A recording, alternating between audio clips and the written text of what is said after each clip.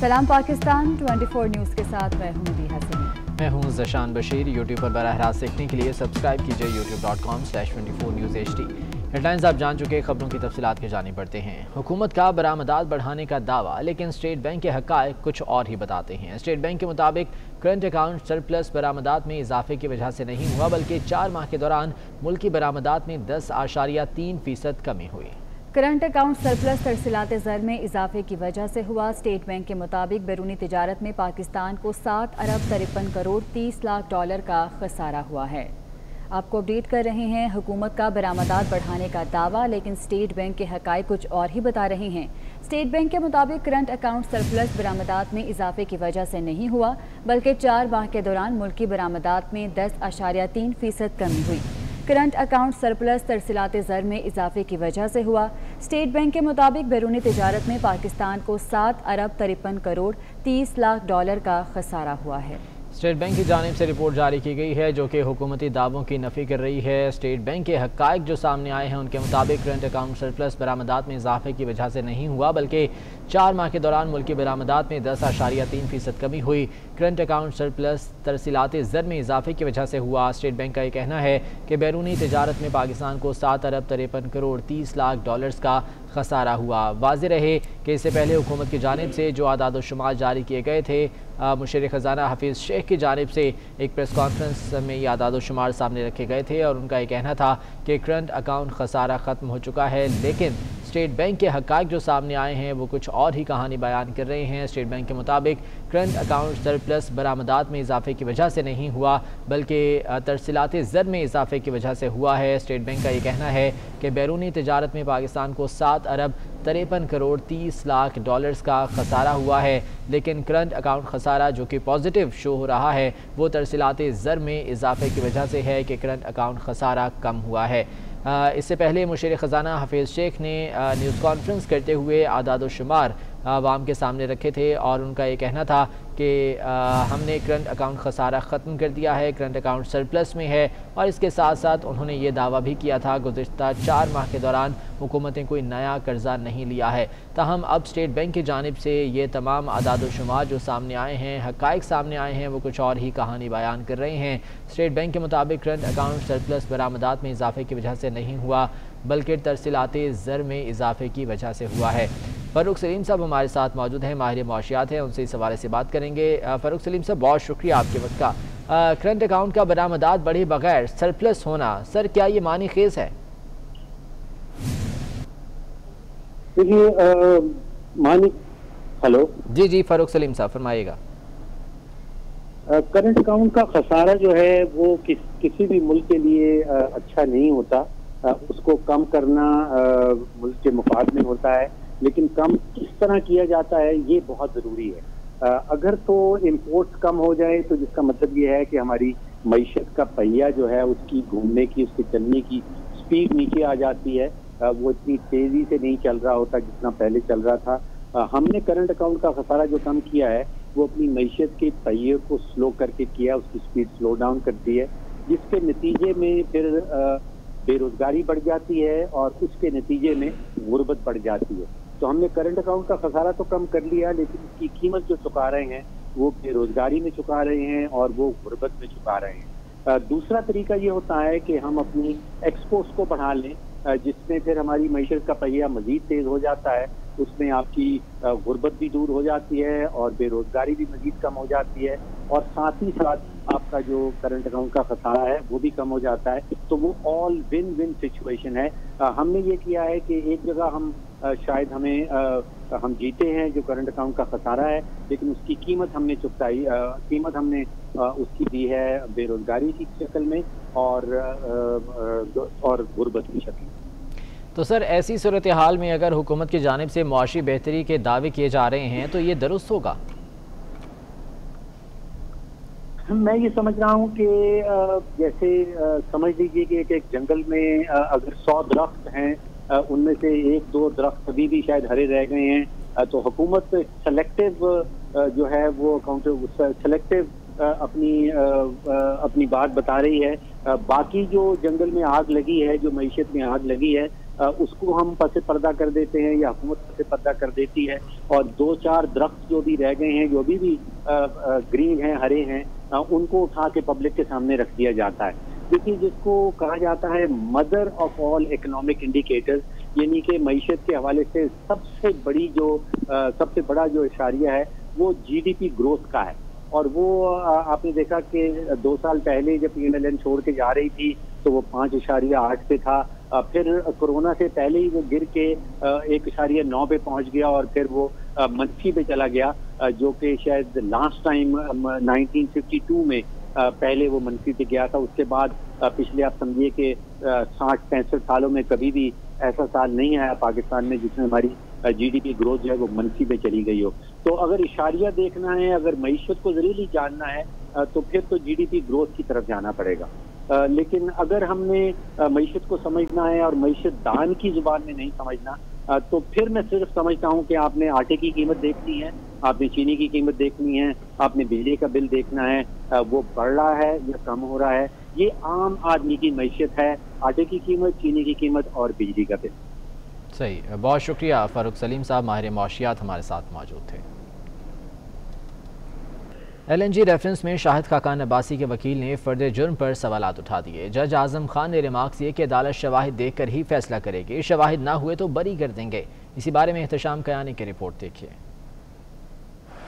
اسلام آباد کی احتساب عدالت کے جج اعظم خان نے ایل این جی ریفرنس پر سماعت کی. شاہد خاقان عباسی کے وکیل نے فرد جرم پر سوالات اٹھا دیے. کہا منی لانڈرنگ اور نہ جانے کیا کیا الزامات لگا دیے گئے. جج نے ریمارکس دیے تمام کیسز اہم ہیں، کوئی تفریق نہیں. پہلے گواہ محمد حسن بھٹی کا بیان مکمل نہ ہو سکا، 1 دسمبر کو دوبارہ طلب کر لیا گیا. شاہد خاقان عباسی نے میڈیا سے گفتگو میں کہا کہ عدالت کا احترام کرتے ہیں، لیکن ارشد ملک کیس کے بعد نیب کی عدالتوں کا معاملہ مشکوک ہی ہو چکا ہے. ہم عدلیہ کا احترام کرتے ہیں، اس عدالت کا بھی احترام کرتے ہیں. حالانکہ ارشد ملک کیس کے بعد نیب کی عدالتوں کا معاملہ بہت مشکوک ہو چکا ہے. وہ اعتماد بحال کرنے کی کوئی کوشش نہیں کی گئی.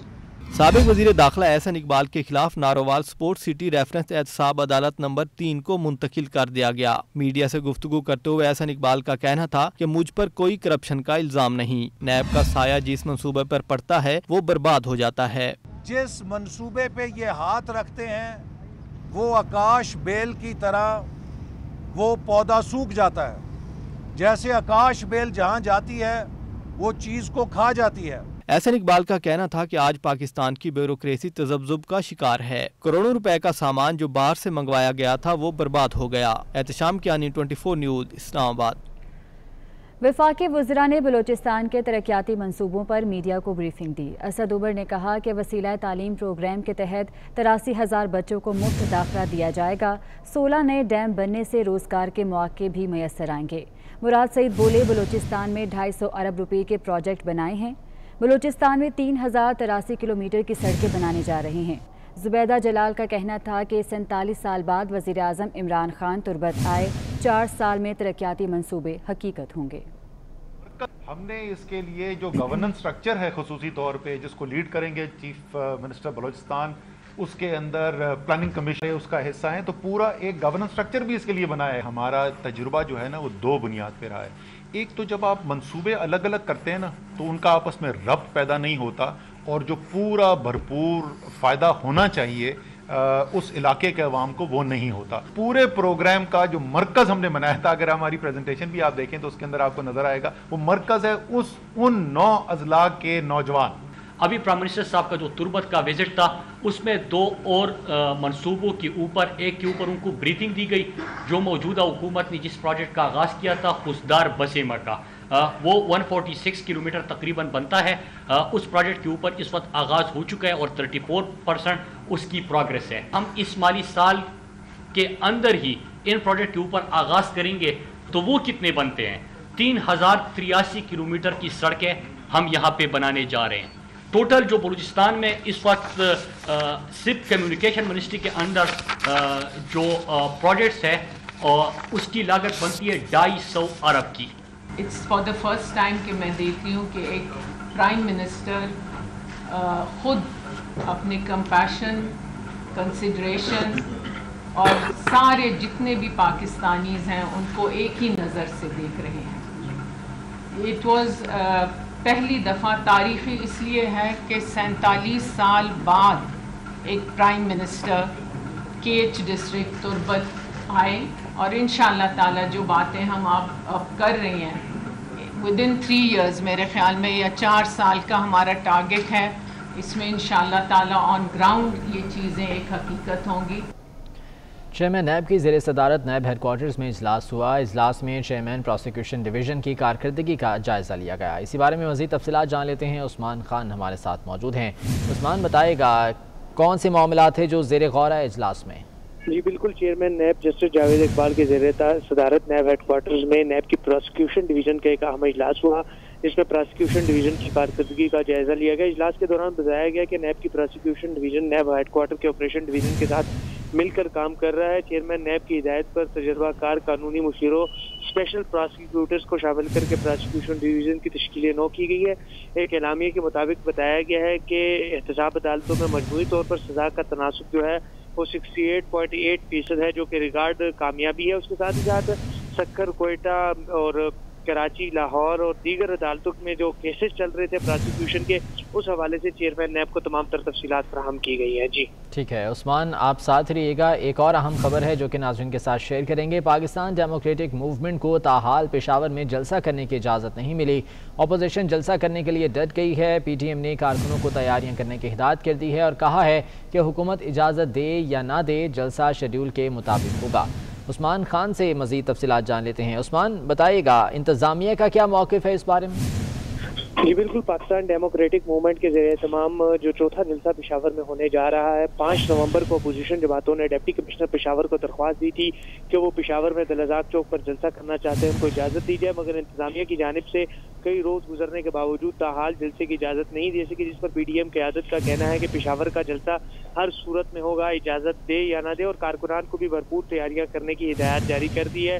پی ڈی ایم کے لیے جو سہولیات انتظامات اب تک کیے گئے ہیں کہ انصار الاسلام کے جو 4000 باوردی رضاکار ہیں وہ سیکیورٹی دیں گے، ساتھ ہی ساتھ جلسہ گاہ کے لیے 10,000 کرسیاں جو فرنٹ پر لگائی جائیں گی، اس کے لیے بھی احکامات جاری کر دیے، جبکہ جو مرکزی قیادت شریک ہوگی اس جلسے میں، اس کے لیے عوامی نیشنل پارٹی کی جانب سے کھانے کا انتظام ہوگا۔ جی عثمان، بہت شکریہ اپڈیٹ کرنے کے لیے۔ Army chief general Qamar Javed Bajwa سے امریکی ناظم الامور کی ملاقات ہوئی۔ آئی ایس پی آر کے مطابق ملاقات میں باہمی دلچسپی، علاقائی سیکیورٹی صورتحال پر تبادلہ خیال کیا گیا۔ اس ملاقات میں افغانستان میں جاری امن عمل پر بھی بات چیت کی گئی۔ اینجلا ایگلر کا کہنا ہے کہ خطے میں کشیدگی کم کرنے کے لیے پاکستان کا کردار قابل تحسین ہے۔ Army chief general Qamar Javed Bajwa سے امریکی ناظم الامور کی ملاقات ہوئی۔ آئی ایس پی آر کے مطابق ملاقات میں باہمی دلچسپی، علاقائی سیکیورٹی صورتحال پر بات چیت کی گئی، جبکہ افغانستان میں جاری امن عمل پر بھی بات چیت کی گئی۔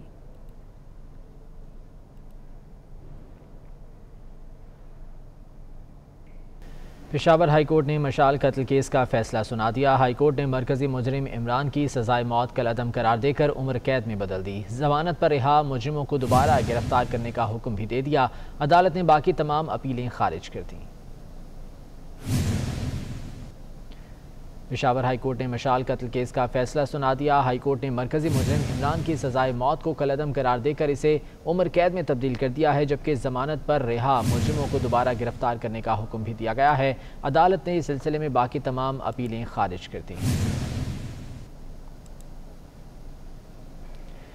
اور کراچی سرکولر ریلوے ٹرین 21 سال بعد چل پڑی۔ وفاقی وزیر شیخ رشید نے سٹی اسٹیشن سے ٹرین کا افتتاح کر دیا۔ پہلے مرحلے میں ٹرین کراچی سٹی سے پپری تک چلائی جائے گی۔ شہریوں نے ٹرین چلنے پر خوشی کا اظہار کیا ہے۔ حبیب خان کی رپورٹ اسی بارے میں ہے۔ کراچی والوں کا انتظار ختم ہوا۔ وزیر ریلوے شیخ رشید نے کراچی میں سرکولر ریلوے کا افتتاح کر دیا۔ اب شہری 21 برس بعد کل سے سرکولر ریلوے ٹرین پر سفر کر سکیں گے۔ وفاقی وزیر کہتے ہیں آئندہ دنوں میں منصوبے کو مزید لوپ لائن پر بھی بحال کر دی جائے گی۔ شیخ رشید نے ٹرین بحالی کا سہرا چیف جسٹس کے سر سجا دیا۔ یہ کام جس کا بیڑا چیف جسٹس صاحب نے اٹھایا تھا، یہ جتنی جلدی ہمارا پورا تعاون ہے سندھ گورنمنٹ کے ساتھ بھی۔ ہمارا کوئی انہوں نے سیوریج کا کام شروع ہو چکا ہوا ان کا، اوور برج اور انڈر برج کے ان کے ٹینڈر لگ گئے ہیں۔ جیسے جیسے برجز آتے جائیں گے ویسے ویسے ہم کے سی آر کا اضافہ کرتے چلے جائیں گے۔ शेख रशीद ने कराची के शहरियों को खुशखबरी सुनाते हुए ट्रेन का किराया 50 से कम करके 30 रुपए करने का ऐलान कर दिया। साथ ही कल चलने वाली मुसाफिर ट्रेनों को मुफ्त चलाने का भी ऐलान किया। इसके किराए का फैसला तो क्योंकि 50 रुपए हुआ है, लेकिन मैं इसको 30 रुपए करने का ऐलान करता हूँ। 30 रुपीज़ इसका किराया होगा और जो मज़दूर लोग और मेहनत कश लोग पास बनवाना चाहें 750 रुपए महीने का उसका पास होगा। शहरियों का कहना है कि सर्कुलर रेलवे का चलना खुश आइंद है। ट्रेन में शहरियों के लिए बेहतर सफरी सहूलियात रखी गई हैं। हमें बहुत अच्छा लगा ये सर्कुलर रेलवे ट्रेन वो चलाई गई है और हम ट्रेन में बहुत सुकून से लेडीज़ सफ़र कर सकती हैं। हम लोग उसमें भी आते हैं, बसों में, उसमें भी 40-50 रुपये किराया होता है और ख्वारी अलग होती है, जगह अलग नहीं मिलती है। ट्रेन में ये सहूलत तो मिलेगी, हमारे लिए सीट तो मिलेगी। पहले मरहले में सर्कुलर ट्रेन कराची सिटी से पिपरी तक चलाई जाएगी, जिसका बाकायदा आगाज कल से होगा। कराची सर्कुलर रेलवे मंसूबे का आगाज तो कर दिया गया है, ताहम कराची के शहरी उम्मीद रखते हैं कि यह मंसूबा उनके लिए कामयाब साबित होगा। कैमरामैन आसिफ शफी और सज्जाद रईस के हमरा हबीब खान, 24 न्यूज़, कराची। तमाम स्टेशन बने, ना ही सारा ट्रैक बहाल हुआ। वफाकी वज़ीर शेख रशीद ने नामुकम्मल सर्कुलर रेलवे का इफ्तिताह कर दिया। ट्रेन के इफ्तिताह के मौके पर लगाए गए पैनाफ्लेक्स में ट्रेन को सर्कुलर के बजाय लोकल ट्रेन का नाम दिया गया है। तफसीलात जान लेते हैं, हसन अब्बास हमारे साथ मौजूद हैं। हसन, बताएगा इन मामलात के हवाले से। ना ही स्टेशंस बने, ना ही रेलवे ट्रैक बहाल हुआ और कराची सर्कुलर रेलवे का आज इफ्तिताह कर दिया गया वफाकी वज़ीर शेख रशीद की जानिब से। और हमने आज देखा कि जब इफ्तिताही की तकरीब जारी थी तो उसमें जो पीछे पैनाफ्लेक्स लगा हुआ था, बैकड्रॉप, उसमें भी जो है वो KCR का नाम उसको नहीं दिया गया, उसको लोकल ट्रेन ही मेंशन किया गया। साथ ही साथ अगर हम बात करें तो जिस ट्रैक के ऊपर कराची सर्कुलर रेलवे के डब्बे चलाए गए हैं वो मेन ट्रैक है जो कि पहले से ही मौजूद था और उस पर वैसे ही ट्रेनें जो हैं वो चलती रह रही हैं कई अरसे से। लेकिन जो कराची सर्कुलर रेलवे था वो बेसिकली सिटी स्टेशन से औरंगी तक जो है वो आजमाइशी तौर पर बहाल करना था। अगर हम बात करें सिटी स्टेशन से औरंगी टाउन तक तो ना ही उस ट्रैक पे स्टेशंस बने हैं, ना ही वहाँ पे जो है वो टिकट काउंटर्स बने हैं। इसके अलावा दीगर जो इलाके हैं जहाँ से कराची सर्कुलर रेलवे के ट्रैक गुजर रहे हैं वहाँ पर इंक्रोचमेंट मौजूद है, कचरे के ढेर मौजूद हैं और किसी किस्म की कोई ऐसी SOP नहीं बनाई गई है और ना ही कोई इतना बड़ा ऑपरेशन किया जा सका इंतज़ामिया की जानिब से कि उस ट्रैक को क्लियर करा दिया जाए। कराची वालों को सुहाने ख्वाब खाली जो हैं वो कराची सर्कुलर रेलवे के दिखाए गए हैं, लेकिन अगर हम हकीकत की बात करते हैं तो वो बिल्कुल हमें बरक्स दिखाई देती है। बहुत शुक्रिया अपडेट करने के लिए। उधर अमीर जमात इस्लामी कराची हाफिज नईमुर रहमान ने सर्कुलर ट्रेन के इफ्तिताह को मजाक करार देते हुए अदालत उज़्मा से नोटिस लेने का मुतालबा कर दिया। कहते हैं कि वफाकी हुकूमत और वज़रा कराची पैकेज और सर्कुलर के नाम पर कराची वालों को लॉलीपॉप देना बंद करें। सर्कुलर रेलवे बहाल नहीं की इन्होंने, ये उसी रूट के ऊपर जो मेन रूट है उसके ऊपर एक ट्रेवलिंग कर दी, इनका ये मशगला है। वैसे ही रेलवे का बेड़ा गर्क कर चुके हैं ये अपने पूरे 2-2.5 साल के अंदर, और अब ये कराची के लोगों को धोखा देने के लिए एक मरतबा फिर तशरीफ लाएं। 2005 में इस रूट के ऊपर तो ऑलरेडी इफ्तिताह हुआ था, तो ये इन्होंने कौन सा कारनामा अंजाम दिया है जो शेख साहब आज करके गए। तो हम इस पूरे ड्रामे को मुस्तरद करते हैं, ये धोखाधड़ी बंद करनी चाहिए। कराची को पूरा ट्रांसपोर्ट का सिस्टम मिलना चाहिए, कराची को खैरात नहीं चाहिए आपकी इस तरह भीख देने के लिए आप तशरीफ ले आए यहाँ पर। कराची के इलाके डिफेंस फेज 2 में तेज़ रफ्तार ऑयल टैंकर घर में घुस गया। घर की मरकजी दीवार तोड़कर टैंकर अंदर दाखिल हुआ। इस हादसे में खुशकिस्मती से कोई जानी नुकसान नहीं हुआ है। कराची का इलाका है डिफेंस फेज 2 जहां पर तेज़ रफ्तार ऑयल टैंकर घर में घुस गया। घर की मरकजी दीवार तोड़कर टैंकर अंदर दाखिल हुआ। हादसे में खुशकिस्मती से कोई जानी नुकसान नहीं हुआ है। इस हवाले से मज़ीद तफसीलात जानेंगे हमारे नुमाइंदे हबीब खान से। हबीब, अपडेट कीजिएगा इस बारे में। जी बिल्कुल, कराची का इलाका है डिफेंस फेज 2 जहाँ पे एक तेज रफ्तार ट्रक जो है वो बेकाबू हो गया और बेकाबू जो है ड्राइवर उसको ट्रक को काबू नहीं कर सका और जिसके बाद वो जो ट्रक है वो एक घर के अंदर जो है वो घुस गया है और जो घर की बाहरी दीवार है उसको बुरी तरह से जो है वो उसको तबाह करता हुआ घर के अंदरूनी हिस्से में जो है दाखिल हुआ है। घर के अंदरूनी और बाहरी हिस्से को जो है वो नुकसान पहुंचा है, ताहम इस हादसे में जो है वो कोई जानी नुकसान नहीं हुआ है। ऑयल टैंकर जो है वो अगर इसमें जो है फटने के बायस किसी बड़े हादसे का सबब जो है वो बन सकता था। इंतजामिया जो है वहाँ पर जो पाकिस्तान स्टेट ऑयल की है वो और साथ ही साथ DH इंतजामिया जो है वो मौके पर पहुंच गए हैं, और जो घर मालिकान है उनसे जब इस हवाले से बात की गई तो उनका कहना यह है कि वो इस पे जो है मजीद बात करने से जो है वो बिल्कुल ऐसा नहीं करना चाहते हैं कि कौन इस हादसे का जिम्मेदार है। लेकिन ट्रक ड्राइवर से जब इस हवाले से बात की गई है तो उसका कहना यह है कि तेज रफ्तारी के बायस जो है वो ब्रेक जब उसे लगाने की कोशिश की तो दोनों ही ब्रेक ने जो है वो काम करना छोड़ दिया था, जिसके बायस ट्रॉलर जो है वो आउट ऑफ कंट्रोल हुआ है और वो फुटपाथ को तोड़ता हुआ जो है वो घर के अंदर दाखिल हो गया था। ठीक है हबीब खान, बहुत शुक्रिया आपका। फैसलाबाद में मारूफ कवाल शेर मियादाद पर फायरिंग करने वाला मुलजिम गिरफ्तार कर लिया गया। ASP डॉक्टर अब्दुल खालिक के मुताबिक मुलजिम को जियो फेंसिंग और जदीद वसाइल बरोकार लाते हुए गिरफ्तार किया गया। पुलिस ने मुलजिम को शनाख्त परेड के लिए जेल भेज दिया है। इसी पर बात करेंगे फरजाना सिद्दीक से। फरजाना बताइएगा। जी बिल्कुल, 27 पोस्ट कबर थाना मदीना टाउन के इलाका गटपाला में मारूफ कवाल मियां शेरदाद पर उस वक्त हमने फायरिंग की गई जब वो यहाँ पर किसी महफिल में आए थे। तब जब वो वापसी के लिए निकल रहे थे तो डाकुओं ने न सिर्फ उनसे पैसे छीने बल्कि टिकट की मज़ाहमत पर फायरिंग करते हुए उनको जख्मी करके फरार हो गए थे, जिसके बाद मारूफ कवाल को जख्मी हालत में ही फैसलाबाद से लाहौर मुंतकिल कर दिया गया था। तहम पुलिस ने कार्रवाई करते हुए मुलजिम को गिरफ्तार कर लिया है। ठीक है फरजाना, बहुत शुक्रिया आपका। मुल्क भर में कोरोना की दूसरी लहर में शिद्दत आ गई। 24 घंटे में मजीद 18 अफराद इंतकाल कर गए। 2500 से ज़्यादा नए केसेस भी सामने आ गए। मुल्क भर में अमवात 7248, जबकि मुतासर अफराद की तादाद 3,65,297 तक जा पहुँची है। 234 मरीज़ वेंटिलेटर पर हैं।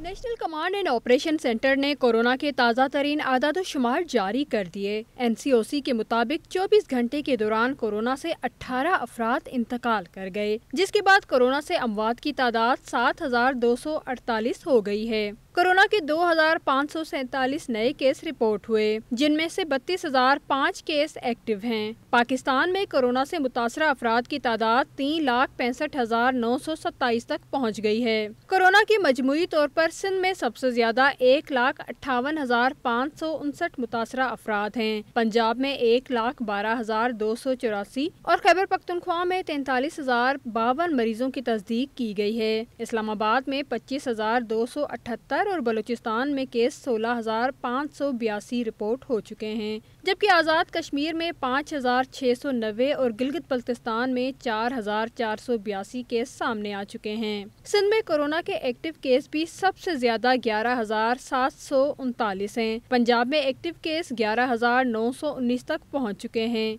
इस्लामाबाद में 4,099, खैबर पख्तूनख्वा में 2,272, आज़ाद कश्मीर में 1,348, बलूचिस्तान में 483 और गिलगित बल्तिस्तान में 145 एक्टिव केस हैं। कोरोना से हलाकतों के हिसाब से सिंध टॉप पर है, जहां अब तक 2,764 हलाकतें हो चुकी हैं। पंजाब में 2,519 अफराद जाँ बहक हो चुके हैं। खैबर पख्तूनख्वा में कोरोना से मरने वालों की तादाद 1,318, इस्लामाबाद में 265 है। बलूचिस्तान में कोरोना से 157, आज़ाद कश्मीर में 132 और गिलगित बल्तिस्तान में 93 अमवात हो चुकी हैं। NCOC के मुताबिक 24 घंटे के दौरान 886 मरीजों ने कोरोना को शिकस्त दी है। अब तक सेहतियाब होने वालों की तादाद 3,26,674 हो गई है। 1,535 अफराद की हालत तशवीशनाक है, जबकि 234 मरीज वेंटिलेटर पर हैं। कैबिनेट कमेटी बराए इंसदादे कोरोना में स्कूल्स को बंद करने पर गर्मा गर्म बहस हो गई। सूबाई वजीर डॉक्टर मुराद रास ने स्कूल बंद करने के साथ साथ बच्चों के घर से गैर ज़रूरी निकलने पर भी पाबंदी आयद करने की तजवीज़ दे दी है। मुराद रास का कहना है कि स्कूल बंद करने हैं तो फिर कोई बच्चा शॉपिंग मॉल और पार्क में भी ना जाए। एक तरफ स्कूल बंद हो तो दूसरी तरफ बच्चे सैर व तफरीह पर निकल जाते हैं। स्कूल बंद करने का क्या फ़ायदा जब बच्चों ने पार्क्स में और शॉपिंग मॉल्स में ही जाना है। सूबाई वज़ीर कानून राजा बशारत ने डॉक्टर मुराद की तजवीज़ भी NCOC के सामने पेश करने का कहा है। سعودی فرمانروا شاہ سلمان بن عبدالعزیز کے بطور خادم الحرمین شریفین خدمات کو 6 سال مکمل ہو گئے۔ سعودی عرب میں پاکستان کے سفیر راجہ علی اعجاز کا کہنا ہے کہ سعودی عرب کی ترقی اور خوشحالی میں شاہ سلمان بن عبدالعزیز نے بخوبی کردار نبھایا ہے۔ شاہ سلمان بن عبدالعزیز کی فرمانروائی میں پاکستان اور سعودی عرب کے تعلقات مزید مستحکم ہوئے ہیں۔ سعودی فرمانروا شاہ سلمان بن عبدالعزیز کے بطور خادم الحرمین شریفین خدمات کو 6 سال مکمل ہو گئے۔ سعودی عرب میں پاکستان کے سفیر راجہ علی اعجاز کہتے ہیں کہ سعودی عرب کی ترقی اور خوشحالی میں شاہ سلمان بن عبدالعزیز نے بخوبی کردار نبھایا ہے۔ اور پاکستانی عوام اور حکومت پاکستان کی جانب سے خادم حرمین شریفین شاہ سلمان بن عبدالعزیز کو تخت نشینی کے 6 سال مکمل کرنے پر مبارکباد پیش کرتا ہوں۔ میں اس موقع پر ان کی لمبی زندگی اور صحت کے لیے دعا گو ہوں۔ میں دعا کرتا ہوں کہ وہ سعودی عرب کی ترقی میں اپنا کردار متحرک طریقے سے ادا کرتے رہیں۔ جب سے شاہ سلمان نے سعودی عرب کی بھاگ دوڑ سنبھالی ہے، اس مملکت نے تمام شعبوں میں ترقی کی ہے اور مختلف معاشی، تعلیمی، معاشرتی، نقل و حمل، مواصلاتی، صنعتی، بجلی، پانی اور زرعی شعبوں میں عظیم الشان منصوبوں کا آغاز کیا ہے، جو آنے والے دنوں میں اقوام عالم میں سعودی عرب کو مزید کامیابیوں سے ہمکنار کریں گے۔ پاکستان اور سعودی عرب کے مابین برادرانہ تعلقات ہیں۔ شاہ سلمان دور حکومت کے دوران سعودی عرب اور پاکستان کے مابین تعلقات نے نئی بلندیاں دیکھی ہیں اور ہمارے معاشی، دفاعی اور ثقافتی تعلقات میں اضافہ ہوا ہے۔ میں دعا کرتا ہوں کہ آنے والے سالوں میں ہمارے برادرانہ تعلقات مزید وسیع اور گہرے ہوتے رہیں۔ مظفر آباد میں اقوام متحدہ سے استصواب رائے کے مطالبے کے لیے حق خود ارادیت ریلی کا انعقاد کیا گیا۔ پاسبان حریت جموں کشمیر اور انٹرنیشنل فورم فار جسٹس کے زیر اہتمام اپر اڈا لال چوک میں بھارت کے خلاف احتجاجی دھرنا بھی دیا گیا۔ بھارت مخالف احتجاجی دھرنے اور ریلی میں عوام کی بڑی تعداد نے شرکت کی۔ بھارت مخالف دھرنے اور ریلی میں شریک لوگوں نے حکومت ہند اور مودی کے خلاف شدید نعرے بازی کی۔